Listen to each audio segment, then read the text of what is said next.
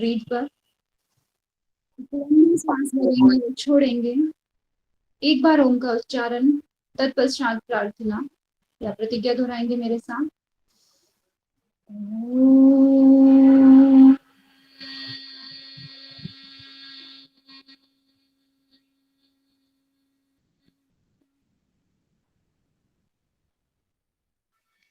मैं प्रतिज्ञा करती हूँ आजीवन यम नियम का पालन करूंगी।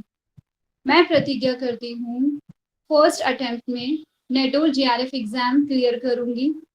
मैं प्रतिज्ञा करती हूँ विश्व में योग का प्रचार प्रसार करूंगी।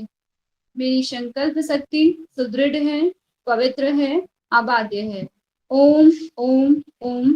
मैं अपनी संकल्प शक्ति से सब कुछ कर सकती हूँ। ओम ओम ओम। मेरे पास अजय मनोबल है। ओम ओम ओम। शांति ही शांति ही शांति ही।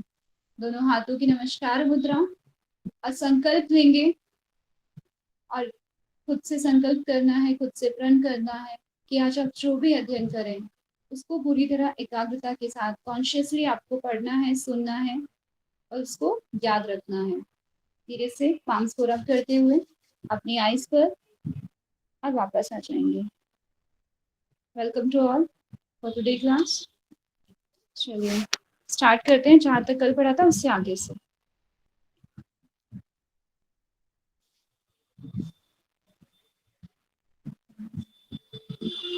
और क्लास में अटेंटिव रहना है थोड़ा, ठीक है, इन्वॉल्व रहना है। कुछ मैं पूछूं तो उसका आंसर करते जाना है। और माइक का ध्यान रखिएगा प्लीज। कोई ना बिना मतलब अगर आप कुछ बोल रहे हैं उसके बाद माइक को बंद कर लेना है, फिर ऐसे ना डिस्ट्रैक्ट होता है, फिर जो वीडियो सुनते हैं उनके लिए भी दिक्कत होती है बाद में।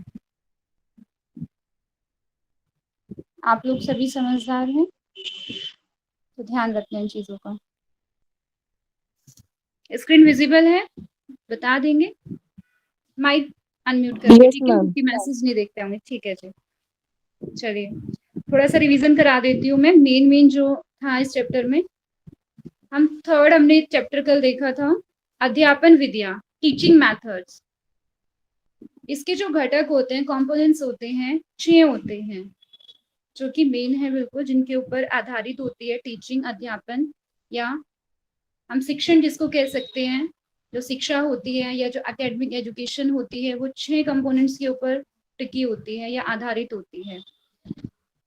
अध्यापन, टीचिंग, लर्निंग, टीचर, स्टूडेंट, विषय या क्रिया या कंटेंट, पर्यावरण, एनवायरनमेंट। ये 6 चीजें हैं जिनके ऊपर पूरी एजुकेशन बेस्ड है। आगे बढ़ते हैं। इनको मैं नहीं पढ़ाऊंगी, आप रिवीजन खुद कर लेना क्योंकि मैंने कल पढ़ा दिया था ये। अभी नेक्स्ट क्वेश्चन है, जो टॉपिक है इसका यहाँ से आप देख लेंगे। शिक्षा, एक जो शिक्षा को डिफाइन किया गया है यहाँ पे 3 पॉइंट से किया है, 3 शब्द से किया है। शिक्षा एक वृद्धि यानी ग्रोथ, विकास, डेवलपमेंट और अपने अनुभव में कुछ नए जोड़ने की प्रक्रिया है। आप जो भी आपके पास है अभी, देखिए आप हैं, आपने अभी तक टीचिंग मेथड्स जिन्होंने पढ़ा होगा, ठीक है, जिन्होंने नहीं पढ़ा होगा तो उनके लिए क्या है, एक नई ग्रोथ, यानी उन्हें नया चीज सीखने को मिला है, उनका माइंड डेवलप्ड होगा और नई चीजें सीखेगा, तो वो अपने जो अपनी स्किल में उसको एड ऑन करते जाएंगे इस एक्सपीरियंस को। ये 3 चीजें हैं, क्योंकि ये ऐसा सब्जेक्ट है, आप चाहे थ्योरिटी के लिए तैयारी करें, थ्योरिटिकल के लिए या फिर प्रैक्टिकल के लिए, आपको दोनों में अप्लाई करना जरूरी है। क्योंकि आप एक योगा अगर आप योगा टीचर नहीं है, एक आप प्रोफेसर नहीं है, तो योगा इंस्ट्रक्टर तो हैं ही, तो ये चीजें आपको वहां भी अप्लाई करनी है। तो ये सारी चीजें उसमें ऐड करना अपने अपने अंदर, या अब जो आप शिक्षा लेना चाहते हैं तो ये शिक्षा का पार्ट है। नेक्स्ट है, इसको याद करना, शैक्षणिक प्रक्रिया 2 व्यवस्थाएं होती हैं, यानी जो एकेडमिक होती है, जो एजुकेशन होती है, जो शिक्षा होती है, वो 2 स्टेजेस पर डिपेंड होती है। एक तो अध्यापन यानी टीचिंग, टीचिंग का फिर जो उद्देश्य होता है वो होता है सीखना। सेकंड है सीखना यानी लर्निंग। तो 2 चीजों पे डिपेंड है। याद करने वाली चीजें मैं बता रही हूँ आपको, जो थ्योरेटिकल अंदर है, जो कंटेंट अंदर है उसको आप पढ़ लेंगे, वो चीजों पे मैं फोकस कर रही हूँ। अध्यापन का कार्य क्षेत्र यानी जो उसका एरिया होता है, जो उसका स्कोप होता है, वो होता है सीखने पर डिपेंड होता है। और अध्यापन का ही उद्देश्य ये होता है कि छात्र में परिवर्तन लाना, और परिवर्तन भी सिर्फ नॉर्मल परिवर्तन नहीं, क्योंकि हम विषय पढ़ रहे हैं योग, तो योग का अर्थ ही होता है, अगर हम योग की एजुकेशन से लें, सर्वांगीण विकास, हर तरीके से डेवलपमेंट हो जाना, वो योग कहलाता है। तो यहाँ पे छात्र में परिवर्तन सिर्फ ऐसा नहीं है कि हम उसको प्रोफेशनल देख लें, कि व्यवसायिक ढंग से देख लिया, हाँ कि वो अर्निंग कर सके, बस नहीं। ओवरऑल उनकी जो बिहेवियर है, उनकी जो पर्सनालिटी है, उसमें डेवलपमेंट होना चाहिए। आचार विचार की जो हम बात करते हैं, वो बात की जाती है यहाँ पे। तो ये टीचिंग का उद्देश्य है। नेक्स्ट आपका आ मैम जाता ये है। सारे टॉपिक मैम हाँ जो सारे जी। टॉपिक पढ़ते हैं उसका आप एटलीस्ट जो हेडिंग है वो वाली इंग्लिश में बता दिया कीजिए। हाँ, फिर से बता देंगे प्लीज एक बार। हाँ यस। जी, नहीं आप बताइए, मुझको ना समझ नहीं आई आपकी बात, आप फिर से बोल दीजिए। अच्छा ये जो हेडिंग वगैरह है ना एटलीस्ट वो इंग्लिश फॉर्म में कर लेते हैं इंग्लिश क्योंकि में, बुक हाँ में मैंने। मिलता नहीं है। भावना हाँ मैम, जी भावना मैम, ये जो जी। बुक आपने भेजी है ना, मतलब मैंने फोन हाँ में साइड में वही खोला है, तो लक्ष्मी जी आप सेम वही कीजिए तो आपको इजी जाएगा। मतलब मैम हर बार एक एक वर्ड नहीं बोल हाँ, मैं पाएगी ना। इसमें बता भी रही हूँ, कोई बात हाँ नहीं, आप हाँ, कोशिश करूंगी, मैं लिख दूंगी, ठीक है, साइड में। पर आप ना अभी क्या करना है, बुक देखो मैं साथ में ना, प्लीज मुझे सुन लेंगे अभी, मैं साथ में इंग्लिश में बोलती जाती हूँ, तो आप क्या करें, आप जब मैं हेडिंग बताती हूँ ना, उसको आप नोट करते जाइए, ठीक है, क्योंकि मैं हेडिंग इंग्लिश में कोशिश करती हूँ कि मैं हर किसी की हेडिंग को इंग्लिश में बता दूं आपको, कि जिससे आपको दिक्कत ना हो। तो इसका जो है स्कोप ऑफ जो टीचिंग है, या एरिया ऑफ टीचिंग, ठीक है, और उसका जो उद्देश्य होता है, जो ऑब्जेक्टिव होता है, वो लर्निंग बेस्ड होता है। क्लियर है यहाँ पे, एरिया या yes ma'am. Scope of teaching, ठीक है। Yes ma'am. ओके जी, चलिए। अध्यापन एक विज्ञान है, यानी साइंस है और आर्ट है। तो आपको ये ध्यान रखना है कि ये विज्ञान है। क्वेश्चन आ सकते हैं कि अध्यापन क्या है, विज्ञान है, कला है, या दोनों है, या दोनों नहीं है, तो दोनों याद रखना है ये। नेक्स्ट है समग्र अध्यापन, जो ओवरऑल टीचिंग होती है, तो उसका क्या, लर्निंग जो होती है, वो शैक्षणिक प्रक्रिया, वो जो शिक्षण की जो प्रक्रिया होती है, एकेडमिक जो प्रोसेस होता है, वो महत्वपूर्ण होता है, छात्र पर केंद्रित होता है, ठीक है, यानी स्टूडेंट सेंटर्ड होता है। जो पूरी टीचिंग प्रोसेस है, वो स्टूडेंट के ऊपर डिपेंड करता है, क्योंकि लर्निंग स्टूडेंट की होनी है। जितनी भी टीचिंग मेथड्स हैं, जो टीचर हैं, जो अपना एफर्ट लगाते हैं, जो पूरा एनवायरनमेंट क्रिएट किया जाता है, वो सारा एक स्टूडेंट के लिए किया जाता है। तो जो शिक्षण है वो छात्र केंद्रित है, यानी स्टूडेंट सेंटर। अध्यापन विधियां, देखिए इसमें दो वर्ड बताए थे कल मैंने, एक तो बताया था मुख्य, मुख्य होता है मेन, और बाद में जो आएगा वो होता है मूलभूत, मूलभूत होता है बेसिक, जो कि बेसिक यूज की जाती है क्लास में। और क्वेश्चन अगर आए कि अध्यापन की दो मुख्य विधियां बताएं, या टू मेन जो मेथड्स हैं वो कौन से हैं, या जो मेन टू मेथड्स हो सकते हैं उनके नाम क्या हैं, या जो मेन मेथड्स हैं वो कितने हैं, दो हैं, सात हैं, छह हैं, या पांच हैं, तो कैसे भी अगर आए तो वर्ड का ध्यान रखना, एक मेन है और एक बेसिक है, एक मुख्य है और एक मूलभूत है, तो दोनों वर्ड का ही डिफरेंस होते ही आंसर बदल जाएगा। तो अभी हम बात कर रहे हैं मुख्य की। मुख्य में आता है निर्देशन विधियां, जो इंस्ट्रक्शंस, जो हमारी मेथड्स होते हैं, जिसमें जो इंस्ट्रक्शन बेस्ड होते हैं, जो कि यूज किए जाते हैं थ्योरेटिकल एस्पेक्ट के लिए। जब क्लास में थ्योरेटिकल सब्जेक्ट पढ़ाए जाते हैं योग के, यानी शास्त्र बेस्ड हो गए, फिजियोलॉजी हो गई, फिलोसफी हो गई, जो भी होते हैं, वो सारे निर्देशन विधियों पर होते हैं। और जो व्यवहारिक कौशल होते हैं, यानी फिजिकल एक्टिविटीज जो होती हैं, जो गेम्स में होती हैं, या व्यायामशाला जो एक्सरसाइजेज होती हैं, जो प्रैक्टिकल क्लास होती है, वो शारीरिक फिजिकल जो एक्टिविटीज होती हैं उन पर बेस्ड होती है। तो मेन जो है टू पार्ट्स में डिवाइड हो गए, फर्स्ट इज निर्देशन, सेकेंड इज व्यवहारिक कौशल। अभी ये है कि कक्षागत मीन्स जो क्लास हम लेते हैं, मेनली क्लास में कुछ मेन बेसिक विधियां यूज की जाती हैं। इनको कोई ज्यादा हाईलाइट नहीं किया गया है, लेकिन फिर भी आप पढ़ लीजिए इनको। व्याख्यान विधि होती है जो कि आपका अभी चल रहा है लेक्चर मेथड।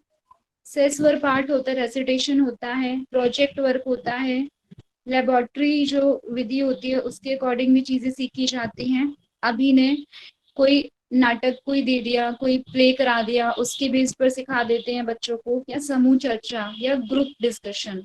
फिर से थ्योरेटिकल यानी जो आपका होता है lecture method, recitation, project, laboratory method, play method जो प्ले या एक्ट कराया जाता है उसके साथ जो सीखा जाता है, या ग्रुप डिस्कशन।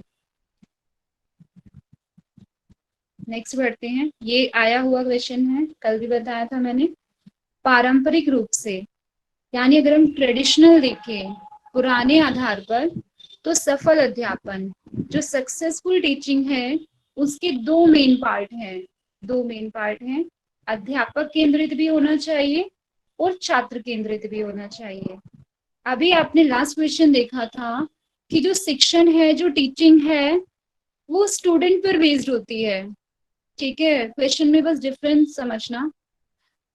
इसमें बोला है कि जो ट्रेडिशनल रूप से जो सफल अध्यापन है उसके दो तरीके होते हैं, अध्यापन केंद्रित यानी जो अध्यापक है उस वो सेंटर्ड होना चाहिए, और स्टूडेंट भी सेंटर्ड होना चाहिए। तो उससे क्या जो टीचिंग होती है वो सक्सेसफुल रहती है। इसमें 4 ऑप्शन दिए गए थे और चारों ही ठीक लग रहे थे, तो उसमें से चूज करना था। आंसर वो आपको गलत कम देंगे, चारों ऐसे आपस में मिलते जुलते ज्यादा रहेंगे कि जिससे कंफ्यूज हो जाएं। सभी ठीक लगते हैं उस टाइम पे। तो चलिए, अभी यहाँ तक समझ आया ना? जवाब देंगे सभी?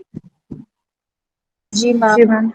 यस क्लियर है मैम। ना यहाँ तक अच्छे से? चलिए ठीक है। मैम। प्राचीन समय में, हाँ, योग की जो मुख्य विधि थी,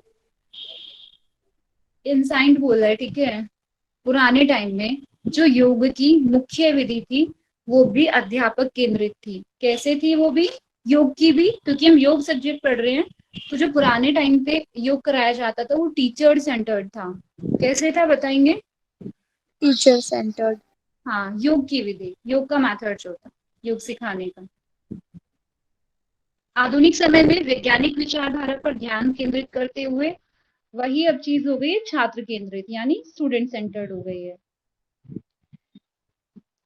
जो अध्यापन विधियां हैं, जो टीचिंग के मेथड्स हैं, वो चूज किए जाते हैं दो चीजों पर डिपेंड होकर। एक तो निर्धारित लक्ष्य, जो कि हमारा एम, जो कि हमारा टारगेट जो हमें अचीव करना है, एम होता है सबसे बड़ा हमारा लक्ष्य, ऑब्जेक्टिव्स होते हैं छोटे छोटे। तो यहाँ पे एम की बात हुई है कि जो भी हमारा एम है उसको पूरा करने के लिए, और अपेक्षित परिणाम जो भी एक्सपेक्टेड या आउटकम रिजल्ट हमें देखने हैं, उसी को ध्यान में, इन दोनों चीजों को ध्यान में रखते हुए हमें मेथड चूज करना है। अगर हमें ये, हमारे माइंड में ये है कि हमें अपने बच्चों को जिनको हम पढ़ाते हैं उनको कंपटीशन में फर्स्ट प्राइज दिलवाना है, तो आप बताओ कि क्या, मैं आपसे क्वेश्चन कर रही हूँ, ठीक है, तब सुनेंगे फिर बताएंगे कि आप उनके लिए लेक्चर मेथड यूज करेंगे या डेमोन्स्ट्रेशन मेथड यूज करेंगे? अगर हम बात करते हैं कंपटीशन की, बताइए। Ma'am demonstration. Demonstration method. क्यों? क्योंकि आपने एक तो अपना लक्ष्य देखा और आपने रिजल्ट देखा कि आपको उनको फर्स्ट लेकर आना है। दूसरा क्या कि उनकी फ्लेक्सिबिलिटी पे भी तो काम करना है। क्या आप थ्योरी कराते कराते उनको शरीर को फ्लेक्सिबल बना देंगे? नहीं मैम। नहीं। हाँ, तो ये इससे क्या हुआ, आपने देखो अपने आप ही, ये आपके सामने जब एक स्थिति आई कि बच्चों को आपको ऐसे तैयार करना है, तो आपने एकदम अपनी टीचिंग मेथड चूज कर लिया कि मुझे तो इस विधि से कराना है। दूसरा ये होता है कि अब क्या आपने सोचा कि बच्चों के आसन तो बहुत अच्छे हैं, सारे एडवांस आसन लग जाते हैं, और इनको नॉलेज तो कुछ भी नहीं है, बेसिक नॉलेज जो होनी चाहिए, जो योग, मतलब योग ये शारीरिक रूप से तो तैयार हैं लेकिन मानसिक रूप से योग के बारे में यम नियम या ग्रंथ है कुछ नहीं जानते। अब उनको नॉलेज देने के लिए आप कौन सा मेथड यूज करेंगे? लेक्चर मेथड, ठीक है, कि उनको लेक्चर में। नॉलेज देनी है, आपको सब्जेक्ट की थ्योरेटिकल नॉलेज उनको देनी है। तो आप उनको टेक्स्ट की जब नॉलेज देंगे, जो भी ग्रंथ लिखे हुए हैं, तो उसमें मेनली व्याख्यान विधि यूज की जाती है। चलिए, तो समझ में आया ना चूज कैसे करना है विधियों को, किस तरीके यस से मैम। आपको इस टीचर को चूज करना होता है। विधि का हेतु यानी विधि का जो कारण होता है चूज करने का, वो भी छात्रों में सीखने की जो सीखने की जो प्रक्रिया है उसको जन्म देना होता है। अब ये फिर से विधियों की बात आई है, तो मैंने बताया था वहां पे मेन था, यहाँ पे मूलभूत होता है बेसिक।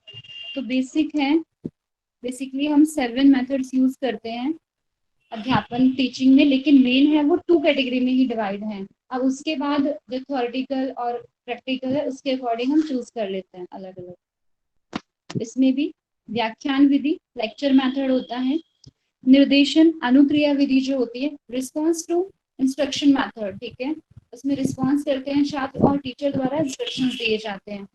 व्यक्तिगत निर्देशन विधि होता है आपका इंडिविजुअल इंस्ट्रक्शन विधि, समूह चर्चा होता है ग्रुप डिस्कशन, निर्देशित अभ्यास विधि होता है डायरेक्टेड टू प्रैक्टिस मेथड, परियोजना विधि होता है आपका प्रोजेक्ट मेथड, और प्रदर्शन विधि होता है आपका डेमोन्स्ट्रेशन मेथड। ये क्लियर है? वैसे मैं अभी अंदर पढ़ा रही हूँ उसको, तो अभी नाम आप देख लेंगे। 7 आप याद रखेंगे, 7 मूलभूत हैं, 2 मेन हैं। इसमें से 2 भी मैंने करा दिया था कल, लेकिन फिर भी थोड़ा थोड़ा बता देती हूँ, रिवीजन हो जाएगा। व्याख्यान विधि होती है, ये फॉर्मल है और सबसे प्राचीन विधि है, क्योंकि आपने देखा कि जब अभी बताया गया था कि जो योग की विधि थी पुराने टाइम में, प्राचीन टाइम में, वो कौन सी विधि थी? अध्यापक केंद्रित थी। जो अध्यापक केंद्रित विधि होती है उसमें सबसे मेन व्याख्यान विधि ही होती है, कि जब टीचर बोलते हैं स्टूडेंट सुनते हैं। तो गुरु शिष्य जब परंपरा थी उसमें भी व्याख्यान विधि का यूज ज्यादा था, क्योंकि उसमें शिष्य सुनते थे, उनको फॉलो करते थे, और गुरु अपना उपदेश या जो ज्ञान वो स्टूडेंट्स को देते थे या शिष्य को देते थे, तो व्याख्यान विधि के थ्रू चलता था। तो ये सबसे प्राचीन है। नेक्स्ट बढ़ते हैं आगे, मेन बता देती हूँ मैं इसको। इसमें क्या है विधि, ये जो विधि है ना व्याख्यान विधि, सबसे ज्यादा समझदार जो छात्र होते हैं ना उनके लिए सबसे ज्यादा अच्छी है, और जिनकी संवेदन, जो श्रवण संवेदन है, यानी जिनका ऑडिटरी सेंसिंग जो है, सुनने की जो क्षमता है वो अच्छी है या ऊंचा है, तो ये ध्यान रखेंगे कि व्याख्यान विधि किनके लिए अच्छी है? जिनका संवेदन ऊंचा है या नीचा है। तो जो ऊंचा वाला है ना, ऊंचे से मतलब है कि अच्छा है, वो दूर से भी सुन सकते हैं, जल्दी चीजों को कैच कर सकते हैं। उससे क्या होगा, जो स्वर का स्तर है, जो वॉल्यूम उन्होंने, जो टीचर पढ़ा रहे हैं, वो उनके वर्ड्स क्लियर होंगे, स्पष्ट होंगे। विश्राम अवधि, उसमें कब उन्होंने गैप लिया है वो उनको समझ आएगा। शब्दावली स्तर, जो वोकैबुलरी बोल रहे हैं, जो शब्द चूज कर रहे हैं अपने पढ़ाने को लेकर, वो उन बच्चों को समझ आएगा। तो बताएंगे किसके लिए अच्छी है ये विधि, व्याख्यान विधि? मैम जो स्टूडेंट्स तेज हैं पढ़ने में अपने, हाँ, समझदार है, वो श्रवण, जिनकी ऑडिटरी सेंसिंग अच्छी है, जो सुन अच्छा सकते हैं, उनके लिए बहुत अच्छी है। बाकी योगाभ्यास सिखाने में भी उपयोगी होते हैं, क्योंकि हम जब क्लास लेते हैं, जो सिखा रहे हैं हम स्टूडेंट को, तो उसमें तो दोनों हम यूज करते हैं, डेमोन्स्ट्रेशन भी यूज करते हैं और उसमें व्याख्यान भी करते हैं। लेकिन अगर हम क्लास ले रहे हैं, इंस्ट्रक्टर हैं, तो ज्यादातर हम व्याख्यान विधि ही बोलते हैं। तो कुछ टाइम बाद सीख जाते हैं तब, हाँ स्टार्टिंग में तो हमें डेमोन्स्ट्रेशन देके सिखाना है, बट बाद में हम व्याख्यान यूज कर सकते हैं, बता सकते हैं। ये ठीक है, ये पढ़ लेंगे आप। इसकी जो लिमिटेशंस हैं वो देख लेंगे। कुछ लिमिटेशंस हैं इसकी विधि की। अध्यापक केंद्रित है, एक तो इसमें जो सेंटर्ड होते हैं वो टीचर होते हैं, टीचर ही अपनी बात बोलते हैं। स्टूडेंट का इन्वॉल्वमेंट कम रहता है, जिससे छात्र सक्रिय नहीं हो पाता, जिससे छात्रों की इन्वॉल्वमेंट नहीं हो पाती है। कई छात्रों को इस विधि से सीखने की योग्यता नहीं होती। कुछ लोग, जरूरी नहीं है कि सिर्फ बोलने से सीख जाएं, वो सुनकर नहीं सीख पाते, वो देखकर सीखते हैं, या उनके साथ आपको लगना पड़ेगा, उनको सिखाना पड़ेगा, इंस्ट्रक्शंस देना पड़ेगा, इंडिविजुअल उनको कमांड देनी पड़ेगी, तो उस तरीके से भी सीखते हैं। बाकी चलिए आगे, नेक्स्ट है निर्देशन अनुक्रिया विधि, सेकेंड नंबर। ये होता है रिस्पॉन्स टू, जो इंस्ट्रक्शंस विधि होती है, मेथड होता है ये। अध्यापक स्पष्ट निर्देश देते हैं, यानी क्लियर वो इंस्ट्रक्शंस देंगे। प्रदर्शन के पूर्व भी हो सकता है, जब क्लास चल रही है तब भी हो सकता है, उससे पहले भी हो सकता है, बाद में हो सकता है, या साथ साथ हो सकता है कि हम नेक्स्ट क्लास के लिए चीजें बताएं। सब छात्र उसके बाद अनुक्रिया करते हैं, मतलब रिस्पॉन्स करते हैं। इसमें एक अच्छी बात है कि छात्रों पर बहुत ध्यान दिया जाता है, क्योंकि वो रिस्पॉन्स करेंगे। अगर मैं आपसे अभी क्वेश्चन करूंगी, अभी आप तो मेरी बात सुन रहे हैं, ठीक है, तो मुझे कुछ नहीं पता आपको क्या समझ में आ रहा है क्या नहीं आ रहा। अब जैसे ही मैं क्या करूं, आपको इंस्ट्रक्शंस दूं, आपसे क्वेश्चन कर लूं, अभी जब आप रिस्पॉन्स करेंगे ना, उसका आंसर देंगे, तो वहीं से मुझे क्लियर हो जाएगा कि आप कितना समझ में आया है। तो इससे क्या होगा कि ध्यान ज्यादा जाता है बच्चों के ऊपर कि उनको समझ में कितना आया है। क्लियर है? ये बताएंगे कि इस विधि में और उस विधि में क्या फर्क है? जी मैम। हाँ, देखिए, सबसे मेन जरूरी, आपको ये सारे पॉइंट्स याद रखने जरूरी नहीं है, मैं पहले ही बता रही हूँ। आपको विधि का ना मीनिंग समझना बहुत जरूरी है कि इस विधि से दूसरी विधि में क्या डिफरेंशिएट है, क्या अलग चीज आ रही है, बस वो अलग चीज याद रखना है, तो आंसर अपने आप मिल जाएगा। नेक्स्ट है, इसमें प्रस्तुत क्रिया की विषय वस्तु पर बल दिया जाता है, यानी जो चीज हमें सिखानी है ना, उस पर बार बार फोकस किया जाएगा। क्योंकि जब आप रिस्पॉन्स करेंगे और मुझे लगेगा आपको समझ ही नहीं आया, तो एकदम से मैं उस चीज को पकड़ लूंगी, वापस से मैं उसको सिखाऊंगी, तो उस पर बल दिया जाता है सिखाने पर। यह विधि औपचारिकता प्रधान है, ये भी क्या है, फॉर्मल है, और ये मेन विधियों में आती है। इस विधि के साथ सूचना कार्य होना अधिक श्रेयस्कर है कि जब हम ये विधि यूज करें, ये मेथड यूज करें, तो साथ में इंफॉर्मेशन भी शेयर करते रहें, बच्चों को अलग अलग चीजें भी बताते रहें। और छात्रों की निष्पादन, अगर हम परफॉर्मेंस, ये चीज मैंने आपको पहले ही बता दी कि अगर हम परफॉर्मेंस देखते हैं उनकी, उसके बाद जब उनकी समस्या हमें दिखती है कि कहाँ पे इनको दिक्कत आ रही है, तो अगर इस विधि को हम बार बार प्रयोग करें तो सामने वाले स्टूडेंट के लिए बहुत बेनिफिशियल होगी, बहुत ज्यादा फायदेमंद रहेगी। नेक्स्ट हम बढ़ते हैं आगे। 2 विधियां आपकी कंप्लीट हो गई, 7 है। नंबर 3 अगर हम देखें, व्यक्तिगत निर्देशन विधि। व्यक्तिगत मतलब इंडिविजुअल। तो आप खुद बताएं कि इस विधि से आपको क्या समझ आता है, कोई भी बताइए, जिसको भी कुछ पर्सनल जी। पर्सनल जैसे कोचिंग होती है पर्सनल। पर्सनल। अच्छा, क्या ग्रुप में हम पर्सनल अटेंशन नहीं दे सकते? दे सकते हैं मैम। दे सकते हैं, राइट, बिल्कुल दे सकते हैं। अगर हमारे एक क्लास है, अब देखो कॉलेज है या स्कूल है, वहां पे तो हम ग्रुप में ही पढ़ाएंगे। देखिए, पर्सनल क्लास है, बिल्कुल सही बात है, पर्सनल दे सकता है। बट ग्रुप में क्या है कि जब हम क्लास की बात करते हैं, हम कॉलेज की बात करते हैं और एक टीचर की बात करते हैं, क्योंकि यहाँ पे एकेडमिक की बात हो रही है, और ज्यादातर हम छात्र, जो पर्यावरण दिया हुआ है वो क्लासरूम को माना गया है यहाँ पे, तो हमें इस बुक के अकॉर्डिंग सोचना है। तो अब पूरा ग्रुप परफॉर्म कर रहा है, उसमें से 2 बच्चे हैं, उनका धनुरासन नहीं लग रहा, या उनको पतंजलि के जो सूत्र है वो याद नहीं हो रहे, तो पर्सनली हम उनको, हो सकता है कि वो इंग्लिश मीडियम से पढ़े हों, उनके लिए संस्कृत पढ़ना थोड़ा मुश्किल हो, तो उनको क्या करना है, अलग से उनको समझाना है। क्योंकि हमारे एक सर थे, वो ये, क्योंकि जो बीएड होते हैं ना, जिन्होंने बीएड की होती है, उनके अंदर स्किल्स बहुत अच्छी होती हैं, क्योंकि वो ये सारी चीजें सीख कर आते हैं। जब वो टीचर बनते हैं तो सारे मेथड्स अप्लाई करते हैं। अच्छा टीचर, ठीक है, शायद सभी अप्लाई ना करें, तो वो क्या करते थे कि सभी जब याद करते थे ना, हो सकता है उसमें किसी को याद नहीं होता होगा, तो वो अलग से उसको बताते थे कि ऐसे करना है। अगर क्लास खत्म भी हो गई है, तो दूसरे टीचर अगर आते थे अंदर, दूसरे प्रोफेसर अंदर आ रहे हैं, तो बाहर लेकर खड़े हो जाते थे उन बच्चों को कि आपको ये 2 करने हैं, 3 करने हैं। फिर उनको ब्रेक कर करके सूत्र बताते थे कि आप ऐसे पढ़ो इसको, फिर जोड़ देना।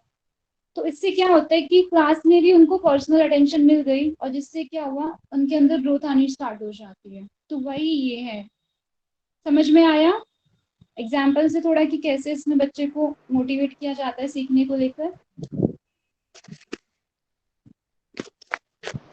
Yes clear ma'am. हुआ? बाकी सभी को एक ही आवाज, 2 आवाज मुझे बार बार सुनाई दे रही है, बाकी सभी? यस मैम एक बार फिर से समझाइए, मुझे नहीं आ रहा हाँ, है। अभी मैं समझा रही हूँ, अभी तो मैंने एग्जाम्पल दिया है, मैं दोबारा इसको अंदर से बता रही हूँ। व्यक्तिगत निर्देशन विधि, यानी इस विधि का सिद्धांत होता है, ये विधि एक ही प्रिंसिपल पे काम करती है कि व्यक्तिगत स्वरूप का होता है, जो सीखना होता है ना। देखिए, आप सभी क्लास में 17 बच्चे होंगे, 15 होंगे या 20 जो भी हैं, एक ही टीचर आप सभी को पढ़ा रहे हैं, मैं पढ़ा रही हूँ आप सभी को, एक ही सब्जेक्ट पढ़ा रही हूँ, लेकिन हर बच्चा अपना अलग अलग सीखते हैं, हर स्टूडेंट अपना अलग अलग सीखेंगे। तो वो क्या है, वो इंसान के इंडिविजुअल व्यक्तिगत पे निर्भर करता है, आप कितना सीखना चाहते हो। तो उसी की वजह से ये विधि का निर्माण हुआ है कि हर किसी का अपना एक लेवल होता है सीखने का, यानी वो व्यक्तिगत होता है, इंडिविजुअल होता है। चाहे आप 50 बच्चों को लेक्चर दे रहे हो, लेकिन हर कोई इक्वल नहीं सीखेगा।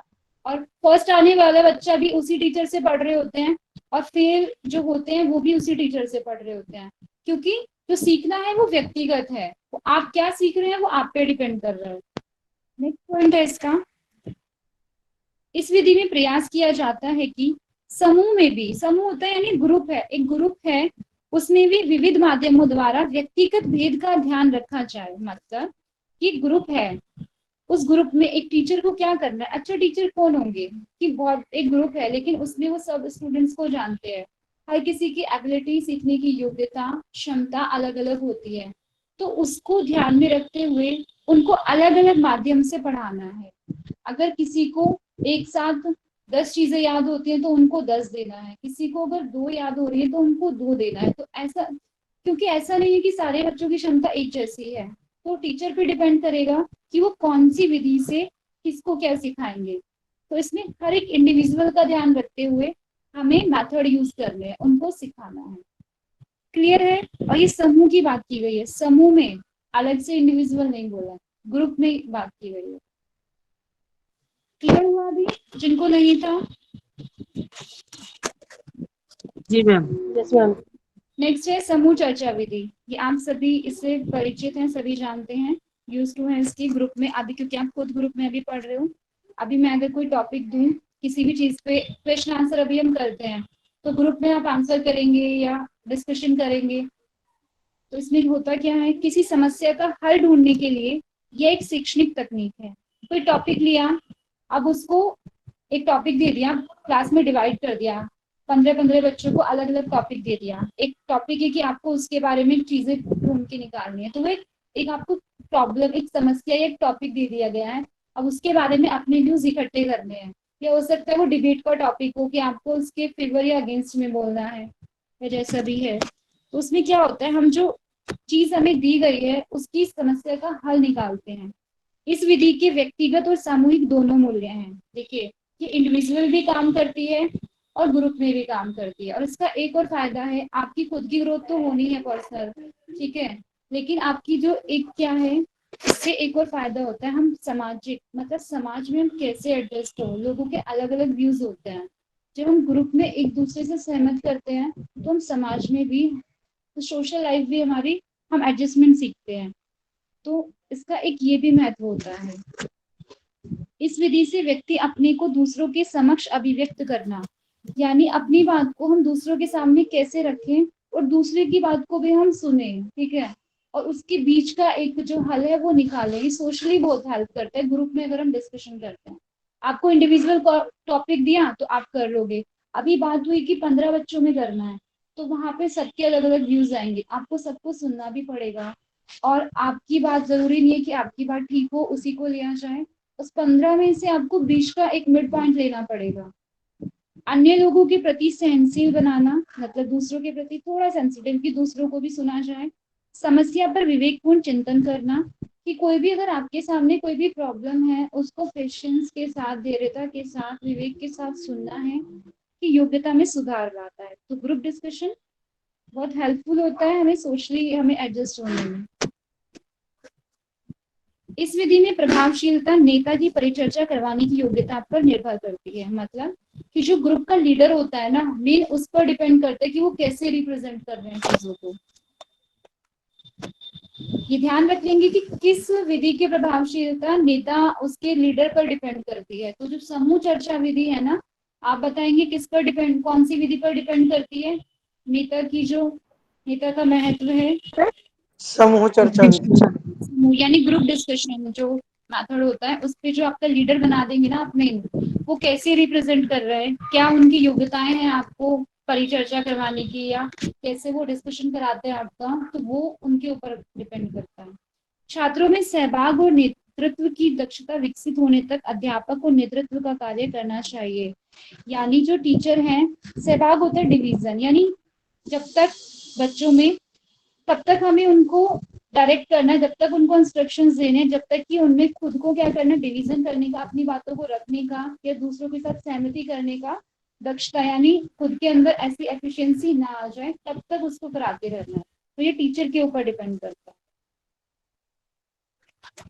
अब आता है निर्देशित अभ्यास विधि यानी directed to practice method. Number 5 है ये।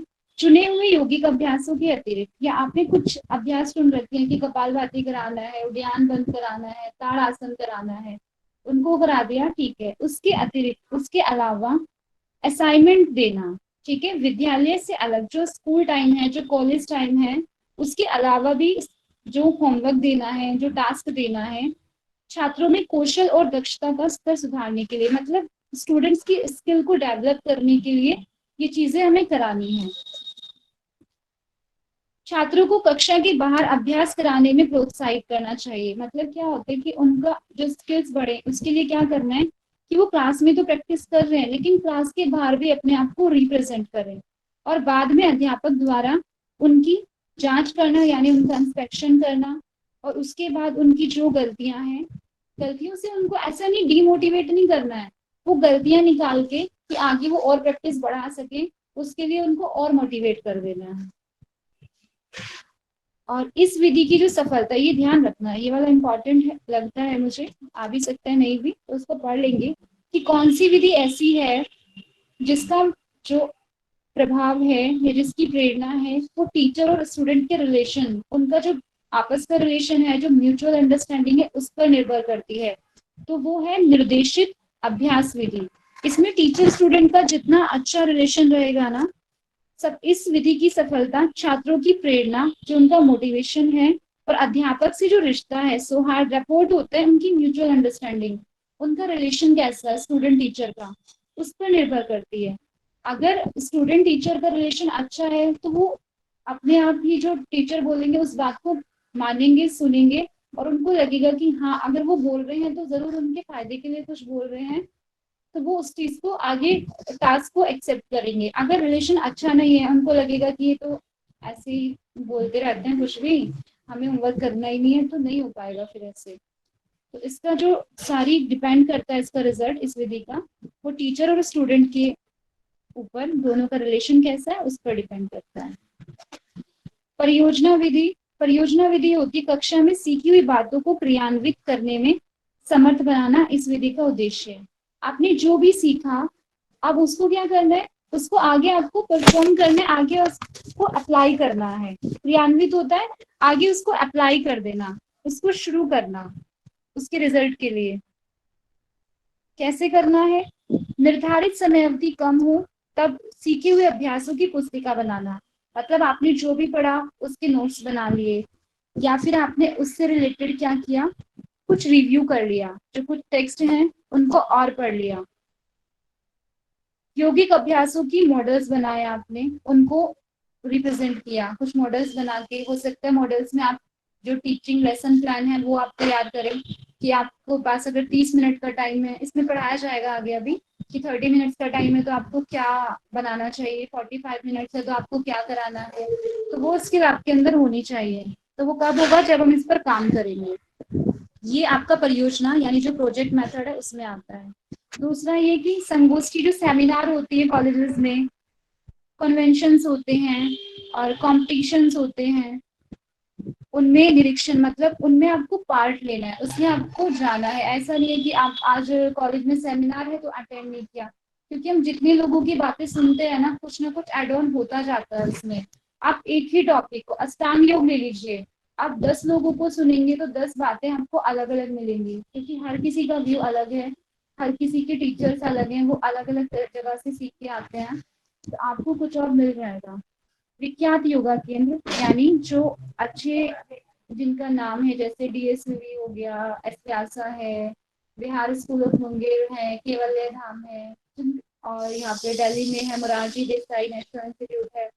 तो जो विख्यात है, जो फेमस है, उनमें विजिट करना कि वहाँ पे क्या अलग है, उन सब चीजों को जानना। तो इससे क्या होता है, सीखने में अच्छी मदद मिलती है। नेक्स्ट है और लास्ट विधि है प्रदर्शन विधि, डेमोन्स्ट्रेशन मेथड।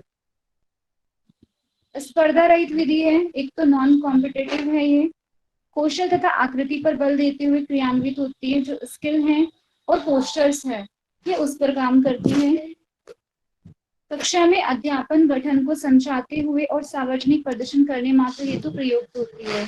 यानी बाहर हमें पब्लिक में भी अगर अपने आप को प्रेजेंट करना है, योग की हम बात कर रहे हैं सर, ठीक है, अदर सब्जेक्ट हम नहीं ले रहे हैं, योग की बात कर रहे हैं, तो योग में पोस्टर्स और थियोरेटिकल दो एस्पेक्ट होते हैं। तो इसमें जो प्रैक्टिकल हमें दिखाना होता है, आसनास परफॉर्म करने होते हैं, तो उसमें ये ज्यादा हेल्पफुल होती है। जैसे अभी इंटरनेशनल योगा डे मनाया जाएगा, तो वहां पे आसनास के साथ लोगों को कराया जाएगा। इसके कुछ दोष भी होते हैं कि इससे सीखना सीमित हो जाता है, बहुत सीमित है। इसमें हम क्या सामने देखा वही आसन कर लिया, इसलिए हम अपनी थिंकिंग स्किल हमारे डेवलप नहीं होती ज्यादा, बस जितना सिखाया जा रहा है उसको सीख लिया उतना, बस बात खत्म। ये इसके दोष हैं, याद रखना। कई बार नेगेटिव चीजें भी, मतलब दोष उसके पूछ लिए जाते हैं कि किस विधि में सीखना सीमित हो जाता है, तो ध्यान रखेंगे। क्योंकि डेमोन्स्ट्रेशन में क्या है कि आपका जो ब्रेन है ना, आप उससे कुछ नई कुछ डेवलप नहीं कर रहे, जो सामने से सिखाया जा रहा है बस उसी को सीख लिया। जब हम और विधि यूज कर रहे हैं तो उसमें अपने स्किल्स और यूज कर रहे हैं। क्रिएटिविटी की हम बात करें, जैसे परियोजना वर्क हम कर रहे थे अभी प्रोजेक्ट, तो वहाँ पे हमने नई नई चीजें इकट्ठी करी, हमने कहीं विजिट किया, किसी को सुना, कहीं से लिटरेचर रिव्यू किया, कोई मॉडल बनाया, तो बहुत सारी स्किल्स उसमें यूज हो रही है, तो इसमें सीमित है। और दूसरा, मैं पहले भी बार बार एक चीज बोलती हूँ कि जो बुक में लिख दिया आपको वही याद रखना है, अगर आप एग्जाम पर्पज से तैयारी कर रहे हैं। हाँ, अगर आपको आगे पढ़ाने के लिए पढ़ना है तब थोड़ा और अलग ढंग से पढ़ लेना उसको। अभी एग्जाम का पर्पज है तो जो बुक में लिखा है उसको एज इट इज याद रखिए।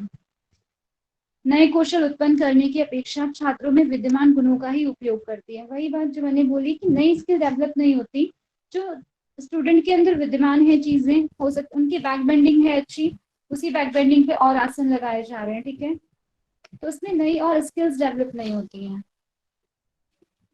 फिर भी इन सब चीजों को, दोषों को देखते हुए भी अगर ग्रुप मेथड हम देखें टीचिंग मेथड्स के, इस विधि को उत्तम माना जाता है, ठीक है, उत्तम समूह विधि के रूप में। हाँ, क्वेश्चन अगर बनता है कि उत्तम समूह विधि कौन सी है, समूह चर्चा विधि, व्याख्यान विधि, या फिर डेमोन्स्ट्रेशन विधि, तो कौन सा ठीक होगा?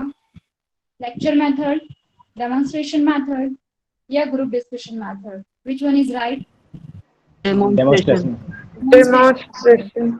ठीक है, क्योंकि कई बार क्या होता है ना, देखो वर्ड यहाँ पे आ गया समूह चर्चा विधि, समूह विधि, सॉरी, अब समूह विधि से एकदम दिमाग जाता है कि ग्रुप डिस्कशन होगा, लेकिन बात यहाँ समूह विधि कहाँ पे आ गई? हमारी डेमोन्स्ट्रेशन में। ये चीजों को ध्यान रखना है। तो मैंने रेड भी किया हुआ है इसको, कि आप देखें तो आपको लग जाए कि हाँ इसको पढ़ना है। विधियों का चयन, जो हम विधि चूज करते हैं वो दो तीन चीजों पर डिपेंड करता है। एक तो समय, कि हमारे पास टाइम कितना है, हमारे पास प्लेस क्या है, और सामग्री। सामग्री मतलब हमारे पास जो चीजें अवेलेबल हैं वो कितनी है, तो उसी के बेस पर आप चीजों को, आप अपनी मेथड्स को यूज कर सकते हैं। अब आप अयंगर योगा आपको सिखाना है, आपके पास ना तो ब्लॉक्स हैं ना बेल्ट हैं, तो आप कैसे सिखा पाएंगे? प्रॉप्स तो आपके पास है ही नहीं, तो वो चीज ध्यान में रखनी है। अगर आप ऑफिस में योगा सिखा रहे हैं, ऑफिस में आपको, आप सोचो, आप दिमाग में अपना सोच कर गए, आप तो 5 राउंड सूर्य नमस्कार के कराओगे, 5 लेटने वाले आसन कराओगे, 5 बैठने वाले, 5 आप प्रोन पोस्चर, सुपाइन पोस्चर, ऐसे आपने सोच लिया। वहां पे आपको देखा कि वहां पे तो चेयर योगा कराना पड़ गया आपको। अब आप एकदम, आप अगर एक अच्छे टीचर हैं तो आपको वहीं पे एकदम तुरंत आपको सारी चीजें बदलनी पड़ेंगी। तो उससे क्या समझ में आया कि समय कितना है, स्थान कितना है, और क्या चीजें अवेलेबल हैं, तो वो आपको कराना है। हो सकता है उनके पास, अब चेयर योगा की बात आ गई तो आप बैठकर ही करा सकते हो, या तो ट्विस्टिंग करा लोगे, कुछ प्राणायाम करा लोगे बैठकर, या फिर वहां पे चेयर है तो जरूर खड़े होने का स्पेस होगा, तो आप कुछ स्टैंडिंग स्ट्रेचिंग करा सकते हो उनको। तो ये चीजें आपको माइंड मेकअप करना होगा कि क्या आपको कराना है, टाइम और आपका प्लेस, और जो भी आपके पास चीजें अवेलेबल हैं, अवेलेबिलिटीज क्या है उस टाइम पे, उनको देखते हुए। क्लियर है?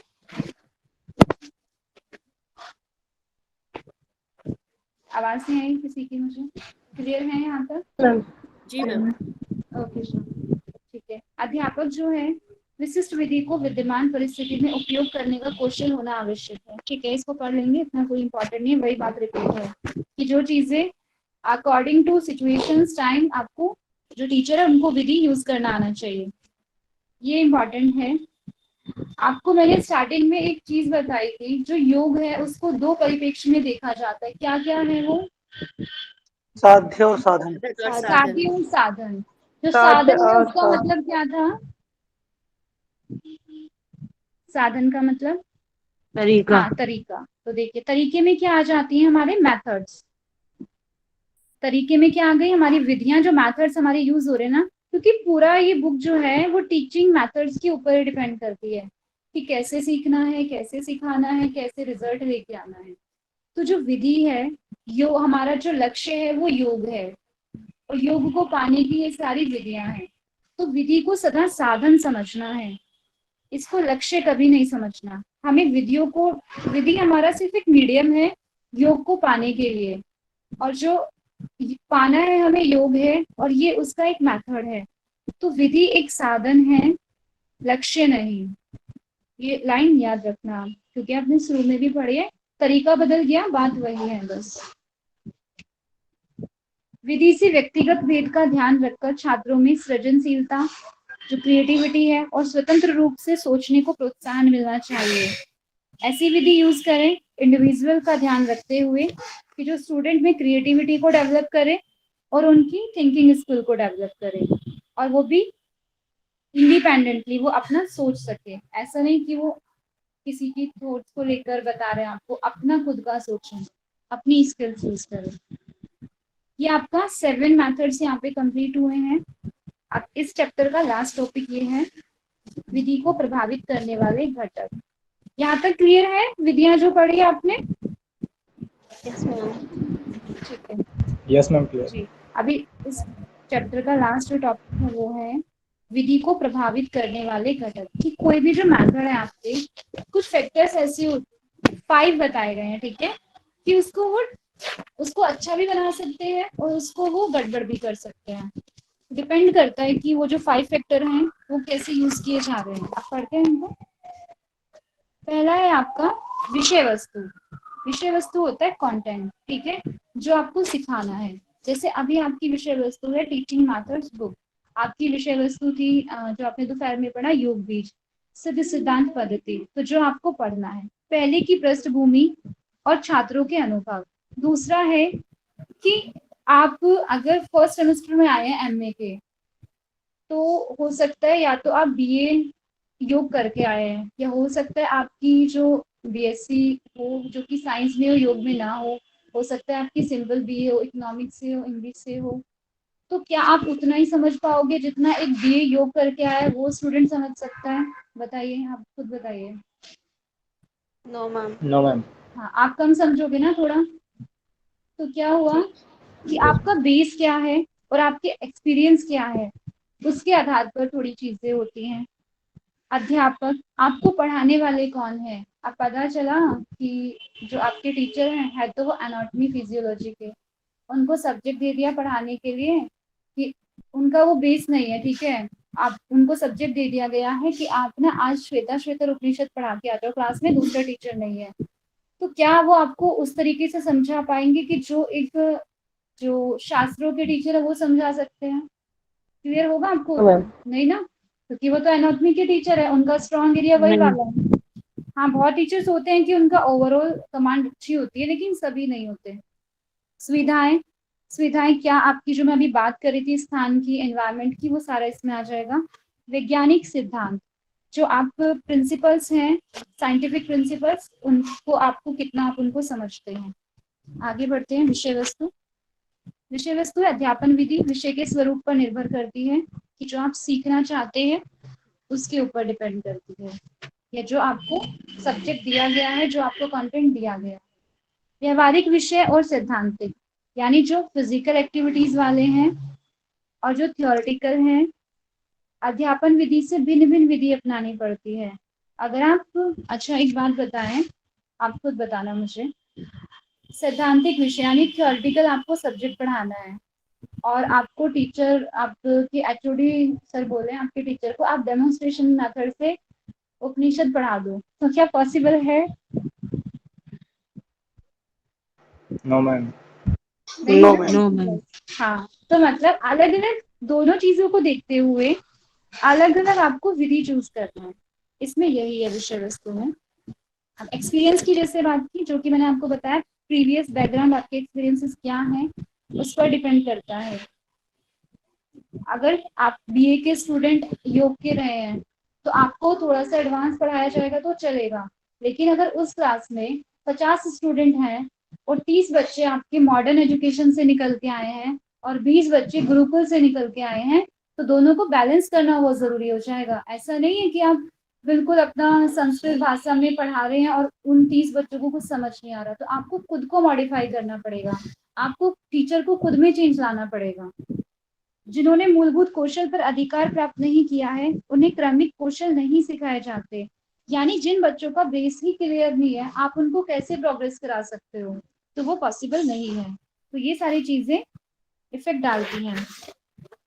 अध्यापक की अगर हम बात करें तो विधि की दक्षता उसको प्रयुक्त करने वाले अध्यापक पर निर्भर करती है, सारा बच्चों पर ही निर्भर नहीं करता। जो टीचर हैं, जिस विधि को वो यूज कर रहे हैं, जिससे वो पढ़ाना, अब ऑनलाइन की अगर हम बात करें तो बहुत सारे टीचर, जब हमारा जब लॉकडाउन लगा था तो बहुत सारे कॉलेजेस में ऐसे टीचर थे जो बहुत पुराने थे, उनको ऑनलाइन यूज करना नहीं आता था। पढ़ाना उनको अच्छा आता है लेकिन उनको टेक्निकल चीजें नहीं आती।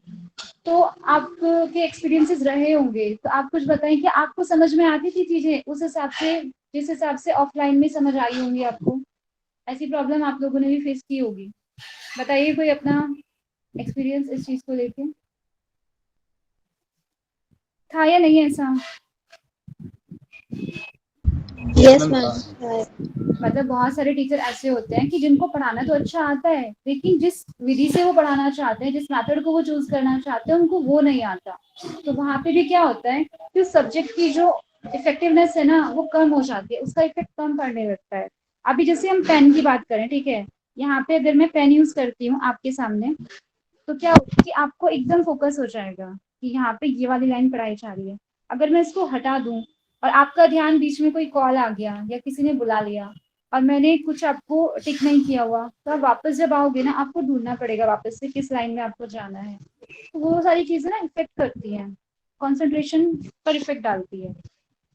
तो इसका जो प्रभाव है वो अध्यापक की दक्षता यानी जो उनकी एबिलिटीज हैं वो कैसे पढ़ाते हैं उस पर निर्भर करता है।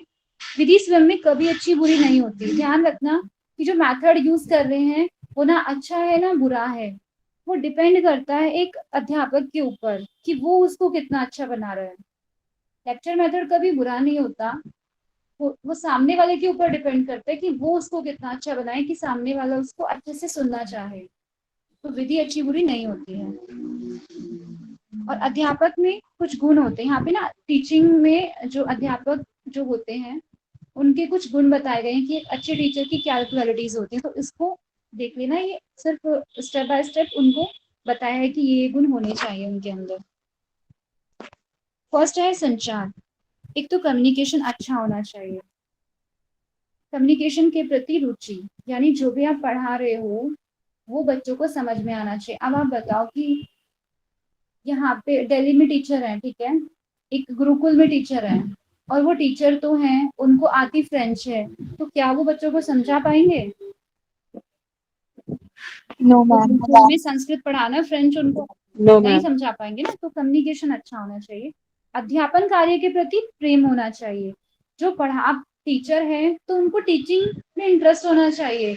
अब उनका एरिया तो था एमबीए मैनेजमेंट उनको करना था, मार्केटिंग उनका इंटरेस्ट था, फाइनेंशियल में उनको जाना था, लेकिन आगे वो टीचर बन गए।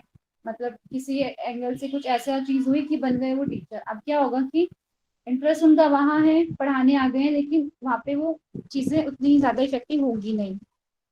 दूसरों की अभिरुचि और अनुभवों को आदान प्रदान करना, दूसरों के एक्सपीरियंस क्या है उनके एक्सपीरियंस सुनना और उनको शेयर भी करना अदर्स दूसरों के साथ। छात्र की स्थिति में अपने आप को ढालने की योग्यता करना, यानी कि स्टूडेंट को समझ नहीं आ रहा उन पे फोर्स आना नहीं, आपको करना ही पड़ेगा। एक बार उनसे बात भी करनी चाहिए कि क्यों नहीं आ रहा उनको समझ में, कुछ तो रीजन हो सकते हैं ना उनके पीछे। कि हो सकता है कि हमारा ही पढ़ा हुआ उनको समझ में ना आ रहा हो, तो उनकी स्थिति में खुद को डाल लेना। समझने की अभिक्षमता, कैपेसिटी, खुले और प्रामाणिक ढंग से ऑथेंटिक वे में समझना, और मतलब छात्रों को बार बार ब्लेम नहीं करना, उनकी उनकी बातों को भी, उनके व्यू को भी सुनना और समझना, ये एक अच्छे टीचर की क्वालिटी होती है। आकर्षक व्यक्तित्व। अच्छा, आकर्षक व्यक्तित्व से आप क्या समझते हैं अकॉर्डिंग टू यू? ठीक है, बाहर की चीजें नहीं, क्या सुंदर दिखने चाहिए वो, ऐसा? नो हाँ? मैम। क्या No, ma'am. नहीं, तो क्या होना चाहिए? पॉजिटिव वाइब्स होती हैं, क्या होना चाहिए?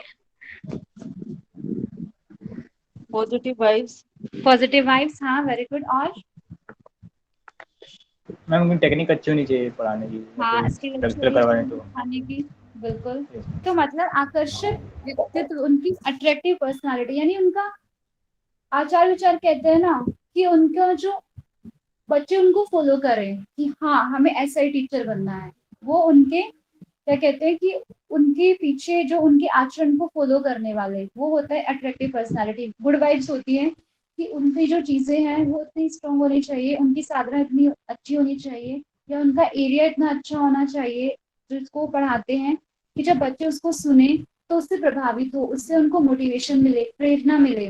और जैसे उन्होंने बात करी अभी वाइब्स की, तो जैसे साधना, अगर हम बात करें कि वो ध्यान के टीचर हैं, तो उनका ऑरा इतना स्ट्रोंग होना चाहिए कि जब आप उनके पास बैठे तो हाँ आपको लगे कि आपको उन्हीं से सीखना है। तो वो आता है साधना से, पॉजिटिविटी से, जब हम यम नियम की बात करते हैं उनको फॉलो करने से। तो वो सारी चीजें अट्रैक्टिव पर्सनैलिटी में आती है, ना कि मतलब सुंदर दिखना, या वो उनके कपड़े ऐसे होने चाहिए, कपड़े होने चाहिए। मैम अपने सब्जेक्ट पे कमांड होना, जी जैसे अपने सब्जेक्ट पे कमांड होना उनका जी अच्छे बिल्कुल। से। हाँ बिल्कुल, जो भी सब्जेक्ट वो पढ़ा रहे हैं उस पर उनकी अच्छी कमांड होनी चाहिए। नेक्स्ट है स्वयं की जीवन शैली और आचरण द्वारा, जो कि उनकी लाइफस्टाइल है, जो उनका बिहेवियर है, वो ऐसा होना चाहिए कि बच्चे उसे खुद अडेप्ट करना चाहे, स्टूडेंट उसे खुद लेना चाहे कि हमें भी वैसा एक पर्सन बनना है। आइडल बनने चाहिए, वो टीचर्स जो हैं वो स्टूडेंट के आइडल होना चाहिए, ऐसा व्यक्तित्व होना चाहिए उनका। छात्रों के प्रति व्यावसायिक उत्तरदायित्व की भावना, कि उनके जो उनका आगे होने वाली जो चीजें हैं लाइफ में, जो मतलब उनकी फाइनेंशियली जो वो करेंगे या प्रोफेशनल जो है, उसके प्रति भी उनको देखना कि आगे वो लाइफ में क्या करेंगे, इस चीजों को भी ध्यान देना। दूसरा ये मधुर परंतु साथ ही प्रभावी स्वर होना चाहिए, प्रेजेंट वॉइस होनी चाहिए, बट कमांडिंग होनी चाहिए, बच्चे उन पर हावी ना हो। ठीक है, उनकी बात सुननी है, उनसे फ्रैंक होना है, लेकिन उतना की कमांड भी होनी चाहिए उनकी ना, कि अपनी बात को वो कह सके। एक है अध्यापक में वास कर रहा व्यक्ति विधि से अधिक महत्वपूर्ण होता है। ध्यान रखना कि एक अभी बताया था ना कि विधि अच्छी बुरी नहीं होती, जो अध्यापक है ना वो उसको अट्रैक्टिव बनाते हैं। तो जो विधि आप जो अध्यापक यूज कर रहे हैं ना, उससे महत्वपूर्ण होता है जो अध्यापक के अंदर जो व्यक्ति है, यानी जो उनका व्यक्तित्व है, वो मैटर करता है ज्यादा, कि वो आपको क्या दे रहे हैं, आप उनसे क्या ले सकते हैं, वो चीजें मतलब ज्यादा छात्रों को प्रोत्साहित करने वाले हो वो। जी जी बिल्कुल, कि वो उनको प्रेरणा मिले, कि जब भी वो उनके सामने, मतलब वो चाहे उनसे पढ़ के निकल जाए तब भी वो उनके आइडल बने रहे, कि हमें उनके जैसा बनना है, हमें उनके जैसा सीखना है। हर किसी की लाइफ में ऐसे कोई ना कोई टीचर जरूर होते हैं, आपके में भी होंगे कि स्कूल टाइम में या कॉलेज टाइम में कोई टीचर ने आपको प्रभावित किया ही होगा अपनी स्किल से, कि आपको हो सकता है वो थोड़े रूड भी हो, लेकिन शायद आपको तब भी वो पसंद आए हो कि हमें वैसा ही बनना है। और हो सकता है कि अभी सबके माइंड में एक इमेज बन भी गई हो कि हमें वैसा, आपने अपने टीचर याद आ गए, याद आए या नहीं? Yes ma'am. ठीक है, अभी नेक्स्ट आ रहा है फोर्थ पॉइंट, सुविधाएं। सुविधाएं मैंने बताया कि जो आपके आसपास जो चीजें हैं उनके अकॉर्डिंग, आवश्यक सुविधाओं के अभाव, कई बार क्या होता है ऑनलाइन अगर टीचिंग की बात करें, अभी मैंने सोचा कि मैं आपको थर्ड या फोर्थ चैप्टर मेरे को आज कराना है, लेकिन बीच में क्या हुआ, नेटवर्क गड़बड़ हो गया, या आपके यहाँ पे नेटवर्क गड़बड़ हो गया, या हो सकता है आज रिकॉर्डिंग नहीं हो पाई, जो बच्चे क्लास में एब्सेंट थे वो उन्होंने सोचा कि आज हम नहीं आ पा रहे कहीं जाने, तो हम रिकॉर्डिंग देख लेंगे। तो क्या हुआ कि टीचर अपना बेस्ट देना चाह रहे थे, लेकिन सुविधाओं का अभाव हो गया, फैसिलिटीज कम होने के कारण वो अपना बेस्ट नहीं दे पाए, और इससे क्या होता है टीचर भी अपने आप को असुरक्षित और तनावग्रस्त यानी स्ट्रेस में फील करते हैं और पूरा योगदान वो अपना नहीं दे पाते। कई बार सुविधाओं की कमी जब हो जाती है, तो ये सारी चीजें भी टीचिंग पर इफेक्ट डालती हैं। हमेशा जरूरी नहीं होता कि एक ही फैक्टर रहे एक चीज के पीछे। तो आवश्यकताओं में आ जाता है पर्याप्त स्थान, आवश्यक उपकरण यानी इक्विपमेंट्स अच्छे होने चाहिए जिनकी नीड है। अगर ऑनलाइन क्लास की बात हो रही है, फोन, टैब, लैपटॉप, डेटा होना चाहिए उतना सफिशिएंट डेटा, और आपके पास कंटेंट होना चाहिए। माइक को म्यूट करना, अनम्यूट करना, हैंडल करना आना चाहिए, फोन को ऑपरेट करना आना चाहिए। ये सारी चीजें आपकी उपकरण में आ जाती हैं। स्वस्थ वातावरण, एनवायरनमेंट होना चाहिए अच्छा। अगर आपकी क्लास है, ध्यान की क्लास है, तो एक शांत वातावरण आपको चाहिए। कई बार होता है कि आप उतना स्पेस नहीं मिल पाता बच्चों को कि जितना उनको मिलना चाहिए, तो वो भी क्या होता है कि टीचिंग में उसके बाद जो साइड इफेक्ट्स होते हैं, या फिर मतलब बच्चे अच्छे से सीख नहीं पाते या वो उसको अफेक्ट करते हैं टीचिंग को। तो ये सारी चीजें हैं। वैज्ञानिक सिद्धांत होते हैं कि टीचर को ना एक जो ओवरऑल चीजों का ना, हो सकता है कि उनकी एक सब्जेक्ट पे कमांड अच्छी है, बट उनको नॉलेज हर चीज की होनी चाहिए। जैसे जो नेक्स्ट चैप्टर होगा ना आपका पूरा इसी पर बेस्ड रहेगा, इन 2 लाइनों पर। नेक्स्ट जो चैप्टर अब आएगा सारा इसी पर बेस्ड है कि एक टीचर को क्या क्या पता होना चाहिए।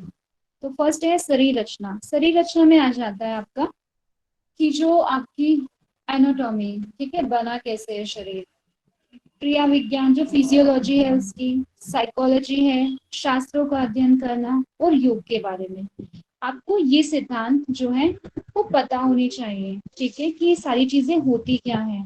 ठीक है, आपकी इसमें कमांड होगी साइकोलॉजी में, लेकिन क्या आप अगर योग के टीचर हैं तो आपको योग का पता होना चाहिए या नहीं होना चाहिए, सिर्फ साइकोलॉजी आनी चाहिए? बताओ। होना चाहिए। होना चाहिए होना मैम। चाहिए होना ना? चाहिए। हाँ। तो नेक्स्ट चैप्टर आपका इसी पर पूरा है कि ये चीजों का पॉइंट्स में बताया गया है वहाँ पे क्या क्या आपको पता होना चाहिए इन चीजों के बारे में। तो सिद्धांतों की जानकारी पर प्रभावी अध्यापन निर्भर करता है, और अध्यापन विधि में परिवर्तन लाने में अध्यापक लचीला हो सकता है।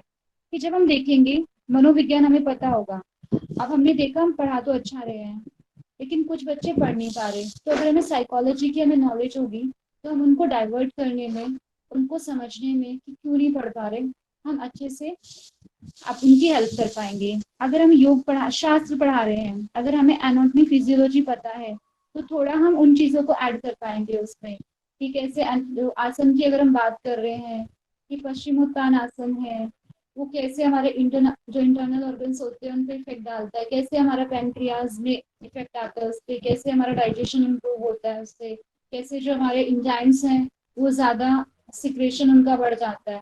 तो जब हम योग, चाहे हम शास्त्र पढ़ा रहे हैं लेकिन हमें ये नॉलेज होगी ना तो इफेक्टिव जाएगा वो। आप मानते हैं इस बात को या नहीं मानते कि अगर आप शास्त्र भी पढ़ा रहे हैं, अगर आपके पास ये नॉलेज होगी तो क्लास इफेक्टिव लगेगी या नहीं लगेगी? Yes ma'am. रहेगी मैम। है ना? तो एक टीचर को ये सारी नॉलेज होनी चाहिए। ये चैप्टर इतना ही था। अब ये वाला हम कल ही शुरू करेंगे, नया दिन नई शुरुआत। ठीक है, यहाँ पे आपको यही सारी चीजें मिलेंगी। यौगिक सिद्धांत क्या होना चाहिए, और साइकोलॉजी में आपको क्या पता होना चाहिए, क्रिया विज्ञान क्या पता होना चाहिए, ये सारी चीजें क्लियर ना? यहाँ तक आप रिवीजन भी कर लिया करो एक बार। मैं बार बार बोल रही हूँ इतना डिफिकल्ट सब्जेक्ट नहीं है, थोड़ा सा रिवीजन करोगे तो अभी आपका अच्छे से हो जाएगा ये। मैम आप नोट्स प्रोवाइड कर दोगे क्या प्लीज? हाँ जी, ये वाले। जरूर करेंगे, आपके लिए तो बनाए हैं। हाँ मतलब वही व्हाट्सएप पे हाँ हाँ, डाल दोगे क्या, नहीं मतलब हम मतलब मैं पढ़ करूंगी, सकेंगे ना करूंगी इसीलिए। सभी को करूंगी। मैंने सोचा साथ में करूंगी लेकिन मुझे लगता है पहले ही कर देनी चाहिए। आप सभी के लिए ही बनाए हैं ये नोट्स, ठीक है, तो मैं भेज दूंगी। Ma'am thank you. हाँ, वेलकम जी। चलिए कुछ ओके मैम, क्वेश्चन थैंक बता, यू, प्रणाम। क्वेश्चन बता के जाएंगे। अभी प्रणाम नहीं, 2 मिनट रुके। मैम इसमें कितने ओके मैम। चैप्टर हैं? हाँ जी, मैम इसमें इसमें चैप्टर मेन तो कितने हैं? वैसे आ जाते हैं आपके 7 या 8 ही आपके मेन रहेंगे, लेकिन 8वें में भी ना आपका वो हो जाता है कि जो लेसन प्लान होता है उसके बारे में, वो इजी है, बस उसमें स्टेप याद करना है। और एक बाद में थोड़ा इसमें एक 9 चैप्टर आ जाता है, उसमें ना थोड़ा कंपैरेटिव स्टडी है कि आप जानते हैं, ठीक है, बैठ के उद्यान बंद करना है, लेकिन उसमें दिया गया है कि खड़े होके भी कौन कौन से बंद कर सकते हैं, ब्रीथ कैसी है, तो वो थोड़ा पढ़ना पड़ेगा। एक वो है, सारा योग बेस्ड ही रहेगा आपका, प्रैक्टिकल क्लास जो होती है उससे ही रिलेटेड है कंप्लीट। चलिए कुछ क्वेश्चन के आंसर बताइए, यस या नो में बताना, ठीक है, और मैसेज टाइप करना। एक मिनट, तैयार है सभी? पहले मैसेज कर दीजिए, मुझे बताइए आप, ठीक है जी। जो टीचिंग मेथड्स हैं उनको प्रभावित करने वाले कितने फैक्टर्स हैं, नंबर में बताना है। टीचिंग मेथड को जो इन्फ्लुएंस करते हैं वो कितने फैक्टर्स हैं? जी वेरी गुड, निशा जी ने बताया 5। ठीक है, बहुत बढ़िया, लिखते जाएंगे, टाइप करते जाइए, ठीक है, गुड। अभी नेक्स्ट है आपका, इसमें बताना है आपको, आंसर बताना है, ठीक है। प्रदर्शन विधि की मैं बात कर रही हूँ, यस और नो में बताना। वो कॉम्पिटिटिव होती है कि नॉन कॉम्पिटिटिव होती है? डेमोन्स्ट्रेशन मेथड जो होता है, कॉम्पिटिटिव और नॉन कॉम्पिटिटिव, यानी स्पर्धा रहित होती है या स्पर्धा सहित होती है? बताओ मुझे। नॉन की कॉम्पिटिटिव? ठीक है, बहुत बढ़िया, नॉन कॉम्पिटिटिव, स्पर्धा रहित होती है, बहुत बढ़िया। अच्छा एक चीज और बताएं इसमें, कि जो प्रदर्शन डेमोन्स्ट्रेशन मेथड है उसमें सीखना सीमित हो जाता है या असीमित होता है? सीमित, लिमिटेड और अनलिमिटेड? सीमित हो जाता है, ठीक है, बहुत बढ़िया। अभी करते जाना है। कौन सी ऐसी विधि है, नेक्स्ट क्वेश्चन, ठीक है, फास्ट फास्ट रिप्लाई करेंगे। कौन सी ऐसी विधि है जिसमें टीचर और स्टूडेंट की जो म्यूचुअल अंडरस्टैंडिंग है वो मैटर करती है? टीचर स्टूडेंट की म्यूचुअल अंडरस्टैंडिंग मैटर करती है उसमें, कि तभी वो अच्छे से सक्सेस होती है विधि, कि जब उसमें दोनों की अंडरस्टैंडिंग अच्छी हो। निर्देशन विधि, निर्देशन से तो बहुत सारी विधि हैं, पूरा लिखें। निर्देशित अभ्यास विधि, योगेश जी ने एकदम बहुत सही लिखा है।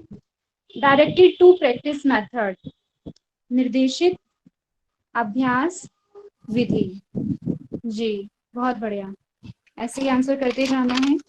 इतना थोड़ा थोड़ा भी करेंगे तो हो जाएगा। अच्छा अगर हम देखें कि सोशली, ठीक है, तो सोशल चीजों में एडजस्ट करने का जो एक एबिलिटी देती है स्टूडेंट को, वो कौन सी विधि देती है? सोशल लाइफ में एडजस्ट करना, ग्रुप, जी बहुत बढ़िया, ग्रुप मेथड जो होता है, सामूहिक, हाँ जी, सामूहिक चर्चा विधि कह लो या ग्रुप मेथड कह लो, ठीक है जी। नेक्स्ट क्वेश्चन है, उत्तम समूह विधि यानी बेस्ट जो ग्रुप मेथड होता है वो किसको माना जाता है? बेस्ट ग्रुप मेथड किस विधि को माना जाता है या किस मेथड को माना जाता है? बेस्ट पूछा है मैंने, जी बहुत बढ़िया, डेमोन्स्ट्रेशन मेथड, मतलब आपको याद हो गया, ठीक है, ओके, बहुत बढ़िया, करते जाइए। मैं देख रही हूँ, गलत होगा तो मैं उनको फिर बता दूंगी, बाकी जो सही आ रहे हैं फिर वो तो मैं देखती रहती हूँ आंसर। तो मुझे अब ये बता दीजिए कि जो मूलभूत यानी जो बेसिक विधियां हैं वो कितनी हैं? टीचिंग की मूलभूत या बेसिक विधियां कितनी हैं? फिर से क्वेश्चन ध्यान से ना, प्लीज प्लीज क्वेश्चन ध्यान से सुने, मैं इसलिए बार बार पूछ रही हूँ क्वेश्चन को। राधिका दी बहुत दिनों बाद दिखी आज तो, कैसे हो राधिका दी? अच्छी हूँ भावना दीदी। अच्छा ठीक है, हाँ तो हाँ ठीक है। इसमें ना आपका जो दो जिनका आंसर है ना बिल्कुल गलत है, मैंने पूछा है मूलभूत, ठीक है, बेसिक। ध्यान रखें, मेन और मूलभूत में डिफरेंस। मेन है, मेन कितनी है टाइप कीजिए पहले, मेन कितनी है। आप ये समझो कि जो मेन है योग को दो भागों में डिवाइड किया गया है, ठीक है, एक डेमोन्स्ट्रेशन और एक थ्योरेटिकल। तो मेन कितनी हुई, मतलब एक थ्योरेटिकल में है और एक प्रैक्टिकल में है, जी 2। हाँ अब समझ आया, मेन 2 है। जो बेसिक है, जो मूलभूत है, वो कितनी है? 7 है। अब याद रखना, ठीक है, भूलना नहीं है, बहुत बार पूछा है मैंने, अब आपको याद रहेगा। हाँ अब नेक्स्ट बताइए, नेक्स्ट क्वेश्चन है कि जो फॉर्मल सबसे पुरानी विधि कौन सी है? जो कि फॉर्मल है और सबसे पुरानी प्राचीन विधि है, कौन सी विधि है वो? जी, आयुषी जी ने बहुत बढ़िया बताया। आयुषी जी, योगेश जी, कविता दी, सबका हाँ अच्छा है। नोरा जी, नीलू जी, सब बढ़िया बता रहे हैं। जिनका नाम छूट जाए वो बुरा मत मानना। ठीक है, सबका देखा है। लेक्चर मेथड, ठीक है जी। व्याख्यान विधि, बहुत बढ़िया। अभी नेक्स्ट है पारंपरिक, ठीक है, जो कि ट्रेडिशनल हम देखते हैं सफल अध्यापन की, ठीक है, सक्सेसफुल टीचिंग की जो विधि है वो किस पर आधारित होती है पारंपरिक रूप से। ध्यान से ध्यान से ध्यान से, चलिए बताइए। हाँ, ध्यान से बताना है। या उसके कितने तरीके हैं पारंपरिक रूप से विधि को सफल बनाने के कितने तरीके हैं?